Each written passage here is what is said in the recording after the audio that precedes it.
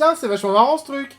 Et salut tout le monde, j'espère que vous allez bien. Dans cette vidéo, on va tester le Oppo Reno 2Z, qui m'a été gentiment prêté par la marque Oppo. C'est mon tout premier smartphone Oppo. Je n'ai jamais eu cette marque de mobile dans les mains. Donc je vous propose tout de suite qu'on découvre tout d'abord ce qu'il y a dans la boîte. Alors première information à retenir, eh bien le téléphone coûte 350 € environ, il est sorti il y a 2 mois.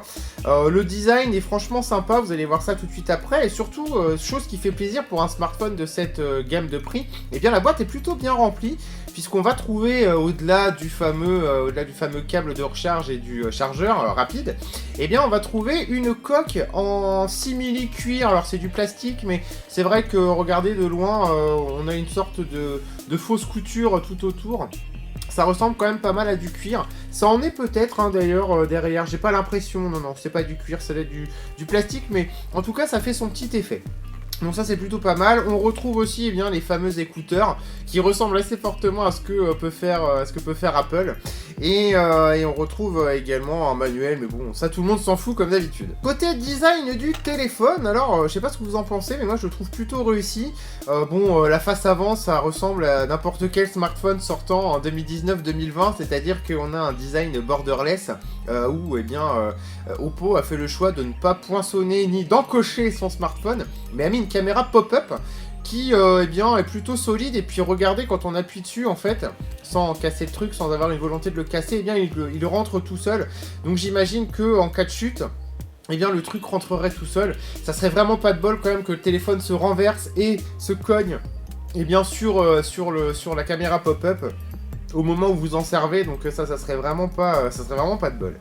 Donc il fait partie des plutôt grands smartphones, hein, puisque l'écran OLED mesure 6,55 pouces de diagonale. On peut voir quand même, c'est la seule chose finalement qui me contente le moins, on va plutôt dire ça comme ça, sur le design du smartphone. Et bien c'est son menton qui est assez proéminent en bas. Alors c'est assez surprenant pour un écran OLED, puisque les écrans OLED on sait qu'ils peuvent être quasiment bord à bord de chaque côté, mais Oppo a choisi eh bien, de mettre un petit menton, hein, peut-être pour que l'appréhension soit un petit peu meilleure. Et je trouve que c'est un tout petit peu dommage finalement de ne pas avoir d'encoche ni de poinçon, mais de ne pas pouvoir profiter d'un grand écran qui prend vraiment toute la surface. On va faire assez court, hein. On va, comme toujours quand je teste des smartphones, je vais vous faire part des points forts et des points faibles de ce Oppo Reno 2Z. Donc déjà le premier point fort, c'est un peu un point fort global, c'est-à-dire que pour ce prix-là, le smartphone, je vous l'ai dit, coûte 350 €. Eh bien, il a tout, il a une prise jack, il a 128 Go de mémoire de base, donc de stockage, il a 8 Go de RAM, on peut rajouter en plus une carte micro SD pour élargir encore plus le stockage. Il a un écran OLED qui est super bien calibré, on a l'empreinte sous l'écran eh bien, pour pouvoir déverrouiller soit avec la reconnaissance faciale, soit avec justement l'empreinte digitale qui est sous l'écran et qui marche plutôt bien. Il faut juste prendre un petit peu l'habitude, parce qu'au début je ne mettais pas très bien mon doigt, mais une fois qu'on a pigé en fait ça se passe vraiment de manière très pratique, tout simplement. Au niveau eh bien, des accessoires, je vous l'ai dit, la boîte est plutôt bien chargée. Les photos pour un smartphone de 350 € sont excellentes. Vraiment, que ce soit même en basse luminosité, il y a 4 capteurs au dos, donc ça marche plutôt pas mal. Et on va dire que pour 90% des gens, ça sera largement suffisant pour faire de belles photos qui restent jolies, même quand on les met sur un écran d'ordinateur. Après, ça reste un smartphone, hein, donc forcément, vous attendez pas non plus à une magie vaudou, mais voilà, en tout cas, pour 350 balles, je trouve que ça fait très bien le taf. Au niveau de l'autonomie, on a une batterie de 4000 mAh, ce qui vous permet de tenir au moins la journée. On va dire que les 2 jours peuvent être largement faits si vous n'êtes pas un gros accro de votre téléphone. C'est toujours assez compliqué de mesurer une autonomie eh bien, d'un smartphone. Vous savez, hein, ma caméra principale, qui est aussi mon smartphone de tous les jours, c'est un iPhone XS Max, et je trouve qu'il tient un petit peu mieux la charge encore, mais bon, il faut dire aussi que j'en ai pas eu une utilisation aussi intensive, mais on va dire que c'est au moins aussi bien que les meilleurs du genre. Donc ouais, une journée et demie largement, vous n'êtes pas obligé de courir après un chargeur toute la journée, ça c'est plutôt cool, et en plus ça se recharge vite, donc vraiment côté autonomie c'est vraiment cool. Ensuite j'ai été surpris en fait, parce que ColorOS est un OS, une surcouche hein, si vous préférez d'Android, qui est souvent critiqué pour sa non-ergonomie et tout et tout.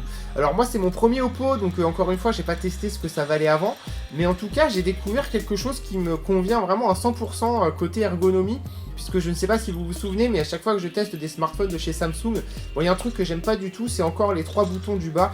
J'aime pas appuyer dessus, j'aime bien les navigations par geste, comme sur un iPhone, comme sur un Xiaomi, comme sur un Huawei. Et là sur, eh bien, sur le Oppo Reno 2Z, eh bien, on a cette navigation par geste. Je trouve que tout est parfaitement fluide. On a aussi, eh bien, les menus sont pas labyrinthiques, tout est affiché. Non, vraiment, on a quelque chose de très classique avec l'expérience Android. Et c'est vrai que je me fais la réflexion de plus en plus, mais c'est vrai qu'iOS et Android deviennent finalement de plus en plus proches les uns des autres. Donc finalement, au niveau des points faibles, il n'y a pas vraiment de grosses plaintes à avoir, si ce n'est une seule, et c'est ce qui pourrait faire qu'en fait, moi, je ne pourrais pas utiliser ce smartphone tous les jours. Mais je pense que je fais partie d'une tranche très très faible de la population, c'est que, comme je vous l'ai dit, eh bien, maintenant je filme avec mon smartphone pour YouTube, pour Facebook et pour plein de choses. Et en fait, eh bien, j'ai été assez déçu de la qualité de prise de vidéo de cet Oppo Reno 2Z. Autant côté photo, tout est très très bien, autant côté vidéo, j'ai trouvé que la stabilisation était un peu bizarre. Le grand angle, j'aime pas trop parce que ça déforme pas mal l'image. Et ouais, surtout cette stabilisation qui est vraiment chelou en fait. On sent vraiment que Oppo a très très bien travaillé le côté photo de son smartphone. Mais le côté vidéo est vraiment, vraiment à revoir selon moi. La qualité d'image est pas excellente. Après voilà, entre l'iPhone que j'utilise tous les jours, ou même le Note 10 ou le S10 que j'ai testé, c'est vraiment du très haut de gamme. Là on est sur un smartphone à 350 €, donc ça ira pour prendre une petite vidéo sympa d'une soirée entre potes ou en famille, mais voilà, ne comptez pas en tout cas sur un Oppo Reno 2Z pour devenir par exemple votre caméra de tous les jours si vous faites des vidéos, si c'est l'un de vos métiers en tout cas, comme c'est le cas pour moi, je vous le conseille pas. Au niveau puissant, j'en ai pas encore parlé, alors c'est vrai que le Reno 2Z, eh bien c'est le petit frère du Reno 2, il n'a pas de Snapdragon. Il a un processeur Mediatek Helio P90 et honnêtement, bon bah sur tout ce qui est jeux vidéo, navigation, lecture de vidéos, bah rien à dire parce que tout tourne super bien, je vais vous montrer ça en même temps, et vraiment, pas de plainte, hein. C'est un petit peu, si vous voulez, si vous connaissez le Xiaomi Mi 9T, et bien en termes de puissance, on est à peu près là-dessus, donc on est sur du... on est plus proche du haut de gamme que du milieu de gamme, et on est très au-dessus, si vous voulez, du bas de gamme. Donc on est vraiment sur une puce qui est très puissante, la chauffe est modérée. Donc pareil, pas de remarques désobligeantes à faire à Oppo de ce côté-là. Donc pour le bilan, eh bien le bilan, pour moi c'est un excellent smartphone. Un smartphone qui est pas cher, 350 € pour un Oppo Reno 2Z, je trouve que ça les vaut largement. Voilà, il faut juste pas trop en attendre côté capture de vidéo, et côté photo, bien il pourra satisfaire tout le monde, hein. Après côté téléphone, parce qu'on a du mal à s'en souvenir, mais c'est vrai qu'un smartphone est fait aussi pour téléphoner. Et bien voilà, j'ai pas du tout de reproches à faire, donc je crois que je lui ai mis 18 sur 20 sur playerone.tv, le test est disponible dans la description, si vous voulez plutôt lire de manière un petit peu plus complète ce que je vous ai raconté dans cette vidéo. Et puis voilà, un smartphone que je vous conseille très fortement, il est disponible en noir et en blanc, alors le blanc est nacré, franchement la couleur est géniale, il est vraiment encore plus beau je trouve qu'en noir-bleu comme ce que Oppo m'a prêté. J'espère que cette vidéo vous a plu, si c'est le cas n'hésitez pas à laisser un petit pouce bleu et à vous abonner à ma chaîne, puisque régulièrement je teste des smartphones, ça change un petit peu des jeux vidéo et de l'actu jeux vidéo. A très bientôt, salut tout le monde.